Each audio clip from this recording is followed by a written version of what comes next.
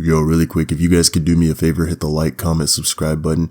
It really does help the channel grow. But without further ado, let's get into the story.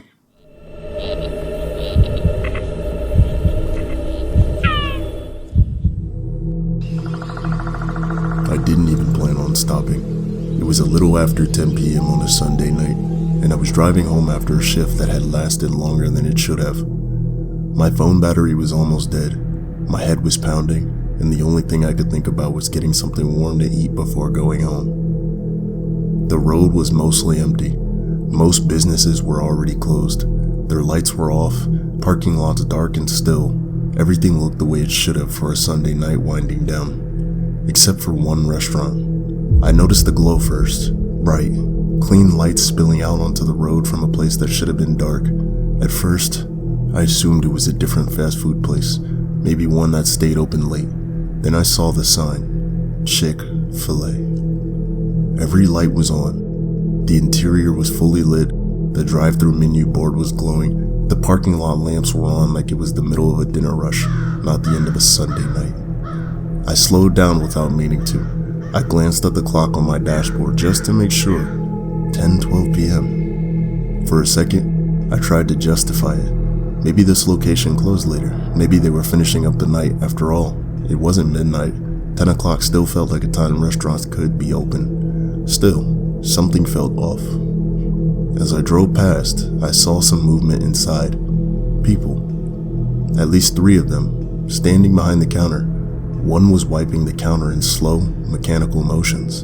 Another stood near the fry station, completely still, staring straight ahead. None of them were wearing uniforms. I told myself they were employees probably changing out of work clothes, or maybe contractors, anything but what my instincts were screaming. I pulled into the parking lot. I don't know why. Hunger, curiosity, exhaustion, it all blurred together. I parked near the front, leaving my engine running, and just sat there for a moment. The building was quiet, no music, no chatter, no drive-through beeps. I stepped out of my car. The sound of my door closing echoed louder than it should have. The automatic doors didn't open when I approached, so I walked up to the glass and looked inside. The people didn't react. I knocked lightly. Nothing. I knocked again, harder. One of them slowly turned their head toward me. Not their body, just their head. They looked directly at me and smiled. It wasn't threatening. It wasn't exaggerated. It was empty. Then they turned and walked toward the back. I should have left. Instead, I reached for the door handle. It opened. The smell inside hit immediately. Fried oil, cleaning chemicals, and something faintly metallic underneath. The lights buzzed overhead, bright and sterile. My footsteps echoed as I stepped inside. The door slid shut behind me. No one greeted me. The counter was spotless. The registers were on, glowing softly. The digital menu flickered every few seconds, the images briefly distorting before correcting themselves. "Hello?" I called out.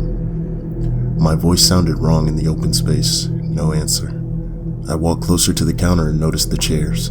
Some were stacked, others pushed awkwardly against the tables like someone had started closing and never finished.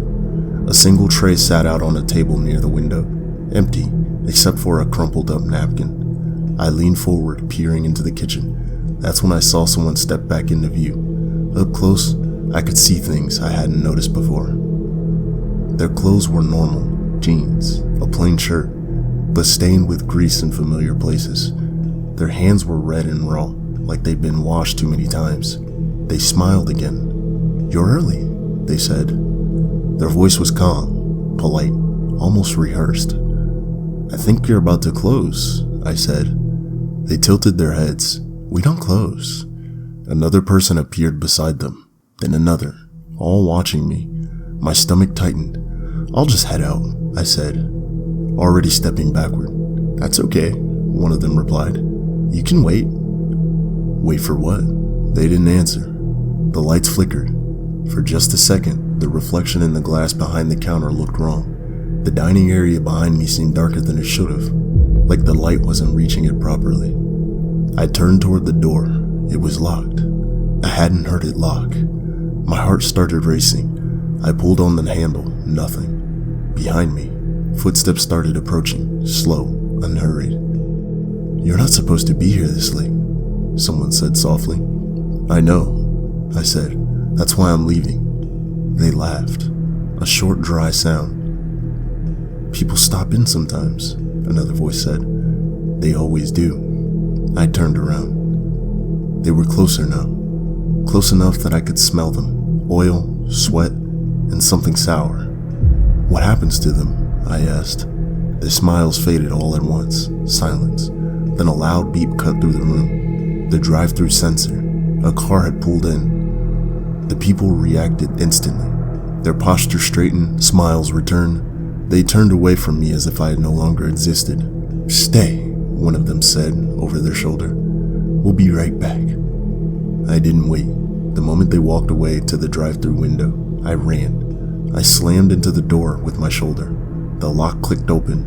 I stumbled into the parking lot, gasping for air. I got into my car, hands shaking, and pulled it out without looking back.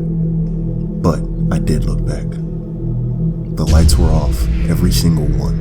The building was dark, closed, empty like it had been that way all night. The next morning, I drove past it in the daylight. Locked doors, empty lot. A sign on the door read, "Closed Sundays." I never stopped there again. But sometimes, late on Sunday nights, I swear I see the lights on as I drive past, and I never slow down.